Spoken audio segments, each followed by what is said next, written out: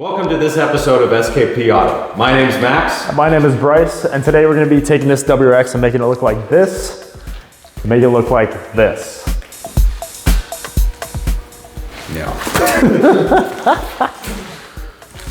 All right, and some of you might be wondering why you would ever lower your car or put new wheels on it. But first, take a look at this. This thing sits like a monster truck in my mind. If we were to go ahead and take the shoe test on it, it doesn't even stick in the car. So this thing is clearly sitting like a monster truck at the moment. So we're probably gonna get this thing probably a good 2 inches lower, inch or two lower, and get it looking good and get the new wheels on here so we don't have these weathered old stock rims on here. So it's gonna look a lot better once we're done with this. All right, and then take two of guessing the size of the socket here. We're gonna go ahead and say Subaru uses a 17 on the WRX. Let's see. All right, and now getting started on the vehicle, you're gonna wanna loosen up the lug nuts first, and then after that, you can go ahead and get the car jacked up. If you don't loosen up the lug nuts first, the wheel will just spin as you try to take them off. And make sure you have a 4-jack and jack stands to hold the vehicle up. You don't wanna just use the 4-jack because that can be dangerous if they break. But you always wanna make sure to hold the 4-jack on the vehicle, so in case one of the jack stands breaks, you have something to save your life in case the vehicle decides to fall on you. All right, and now that the vehicle is up in the air, you can go ahead and start taking off the lug nuts to get the wheels off.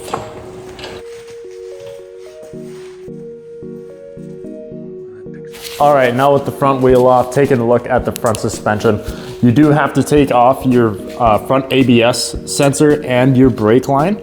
And then you can take these 2 nuts off right here and then pound the bolts out the back, and then that'll come off. And then you have your 3 bolts right up top here. And then when you take those out, your suspension will fall out the bottom, and then it'll be good to put your new coilover in, and then you'll be good to go.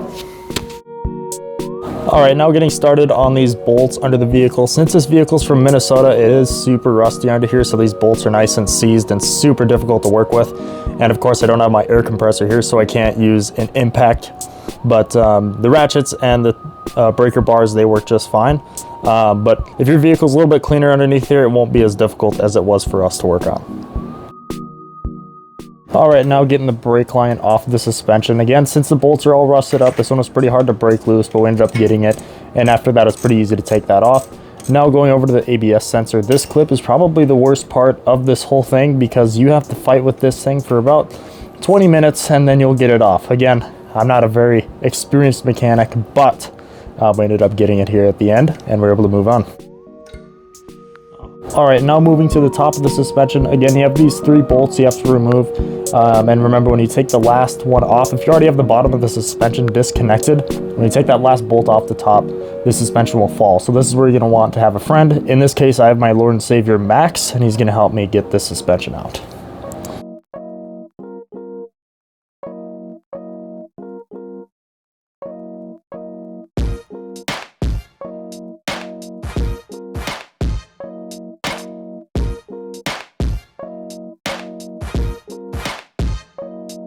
All right, now taking a look at the suspension, the stock suspension compared to the coilovers, you can see there's a huge difference between the two. The spring itself is way different compared to the one on the stock suspension. As far as adjusting your coilover, you're gonna have all of these rings that you adjust. You spin them to tighten them, loosen them, however you wanna do it. These 2 here will be to adjust your suspension travel. And then this one right here, you'll loosen this and spin the bottom of this, and that's how you'll adjust your ride height. And then you measure your ride height by kind of going on the plates on the top of the 2 and then the bottom bolt on each of them. And then you know the difference between that is how much you're lowering or raising your vehicle.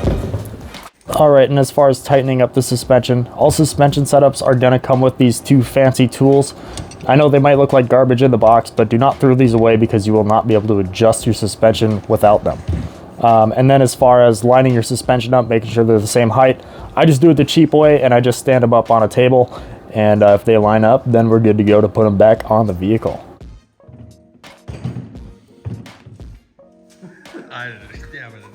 Give me a second. I'm going to be... Oh. It didn't do anything. All right, Max, I'm going to be poking through the hole here. Do you see it? Yeah. All right. Let me get all lined up. And once I get it through, I want you to put your nuts on it. All right, there you go. All right. Perfect. I got one of my nuts on. All right, sweet. All right, this are the other. Am I lined up? All right, Max. I'm gonna be lining my shafts up with the hole here, and I need you to put your nuts on it. Right, there you go. All right, yeah, there we go. That's good. All right, got one nut on. Perfect. I'll get my second nut on here in a sec. All right. Oh yeah, I can feel it. I can feel it. 1, 2. And here's my third nut. Sweet. So stupid.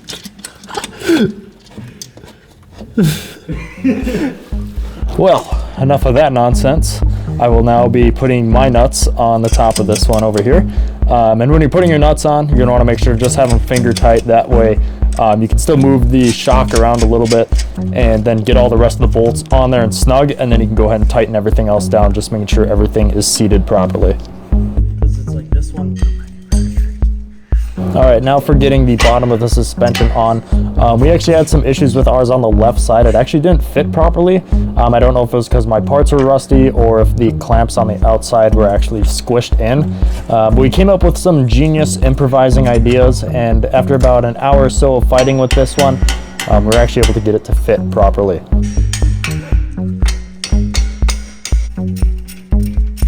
But that's also what happens when you...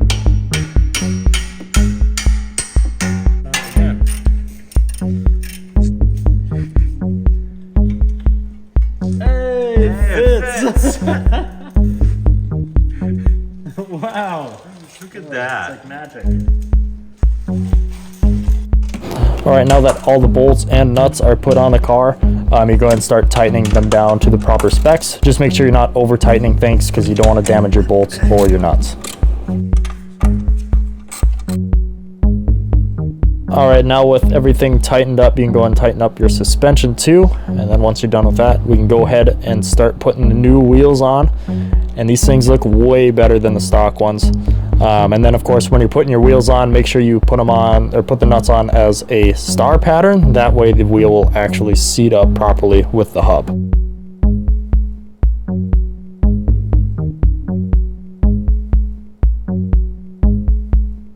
All right, and then after putting the wheels on, when you're lowering the vehicle, you're gonna wanna remember that the vehicle is gonna be much lower now. So if you were to lower it without having these ramps underneath, it would actually lean too much for the floor jack and your car might fall off the floor jack. So make sure you just put one side on the ramp. That way when you go to put the other side down, the vehicle's not so tilted, and so you don't risk falling off the floor jack on the other side.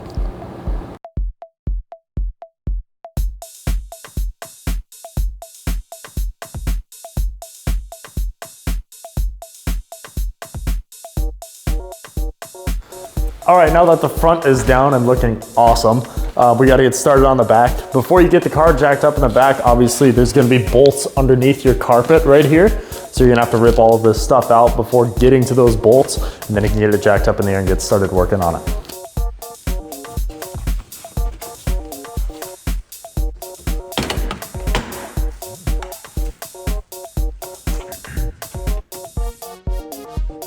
All right, now popping these clips out of the carpet. It's going to be just a simple clip. You pop the head off with a flathead screwdriver and it can easily pull the rest of that clip out. There's about 8 to 10 of them in each side. So once you get those out, you can pull the carpet out and then we can start working on the suspension.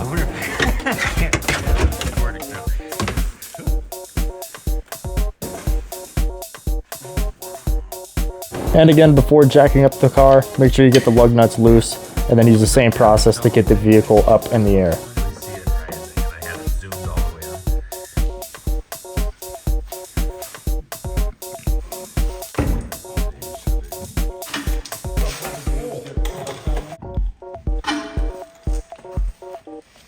All right, now with both the wheels off on the back, just taking a quick look at what we got to do here.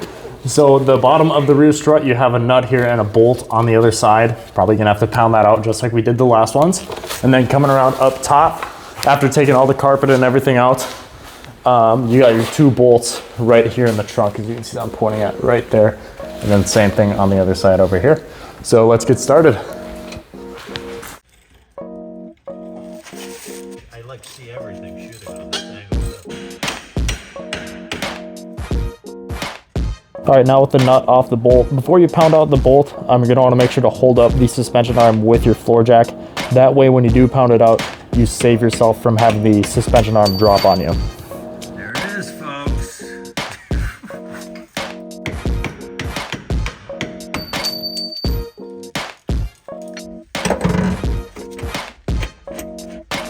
Hoping to see these things just drop out.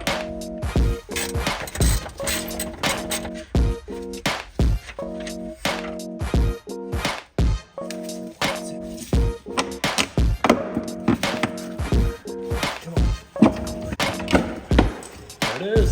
Woo. Struggling.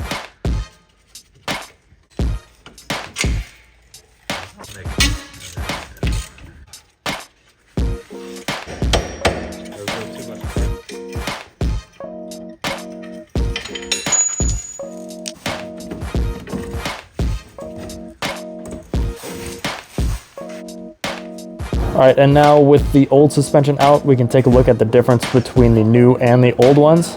And we can start adjusting them for the proper ride height and ride quality that we want them to be set for.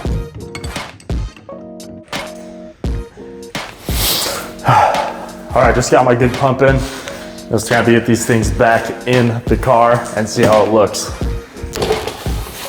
All right, and then before we put these back on, I want to show some of the extra work that I have to do to get these things off, because you don't get enough travel with the suspension to get it off. So to get you more room, you're gonna have to disconnect the sway bar on both sides with a bolt right here.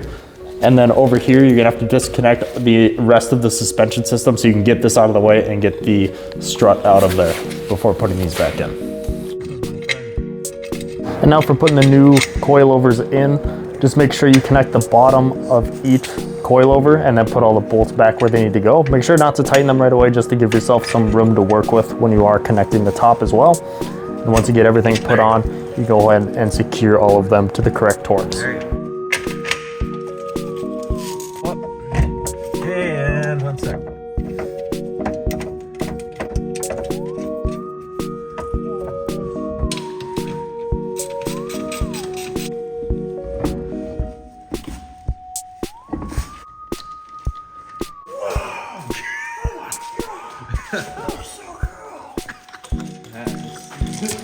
I got that all on camera too.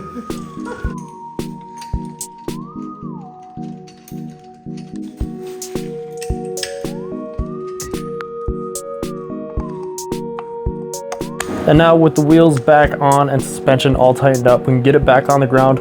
Again, just like last time, we use the ramps just to keep our vehicle from falling off the floor jacks when we let it back down.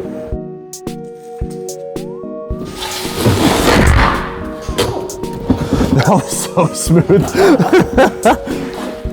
Wow. That looks pretty nice. Yeah, it's a whole different car. It is, yeah, no. Hopper really goes well with the gray. Get these out of here.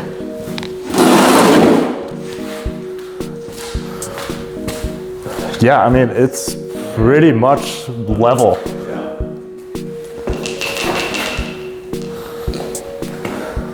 Yeah, we got tools lying around all over the place in here, so. But yeah, that looks amazing. Probably about 3.